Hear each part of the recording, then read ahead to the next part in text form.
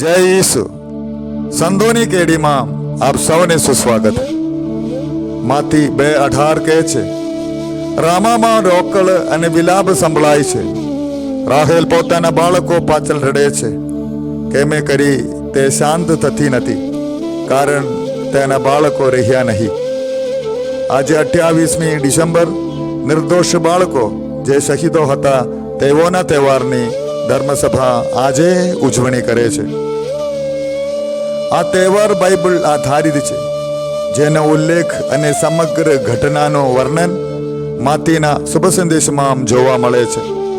જ્યારે હેરોદ જોયું કે પંડિતો છેતરી ગયા છે, ત્યારે તેનો રોષ એકદમ ભભૂકી ઉઠ્યો અને તેણે પંડિતો પાસેથી જે સમય અને સ્થળ ખાતરીપૂર્વક જાણી લીધો હતો તેને આધારે બેથલેહેમ અને તેની આસપાસના પ્રદેશમાંના 2 વર્ષના અને તેથી નાના બધા બાળકોનો વધ કરવાનો હુકમ કર્યો. આ બાળકો જેઓ પ્રભુ ઈસુ વિશે બિલકુલ અજ્ઞાન હતા કે તેઓ ઈસુને ખાતર પોતાનું રક્ત વેવડાવી રહ્યા છે. તેમની શહાદત એ ઈશ્વરની પરમ ભેટ હતી.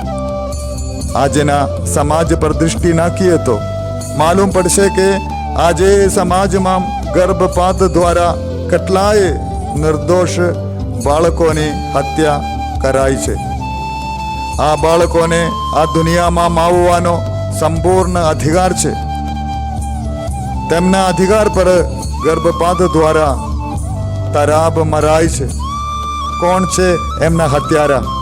હેરોદ? સૈનિકો? ના, હત્યારા હેરોદ કે તેના સૈનિકો નથી, પણ ખુદ પોતાના માતા પિતા છે. બાળકો પ્રભુની ભેટ છે. તેમનું જતન કરીએ, તેમના પ્રત્યેની જવાબદારીથી સભાન બની માતા પિતા તરીકેની ફરજ નિષ્ઠાથી બજાવીએ. એ પિતા પરમેશ્વર, શબ્દો બોલીને નહીં બલકે રક્ત રેરાવીને નિર્દોષ બાળકોએ તમારા નામનો મહિમા કર્યો. અમારે મોઢે જે શ્રદ્ધાનો અમે એકરાર કરીએ તેને અમારા જીવનમાં પ્રગટાવવાની શક્તિ આપો. પ્રણામ મરિયા, કૃપાથી પૂર્ણ, પ્રભુ તારી સાથે છે. ભાગ્યવંત તું સ્ત્રીઓમાં અને ભાગ્યવંત તારા ઉદરનું ફળ ઈસુ. એ પવિત્ર મરિયા, પરમેશ્વરની માં, અમો પાપીઓને વાસ્તે વિનંતી કર, હમણાં અને અમારા મોતની વખતે. આમેન.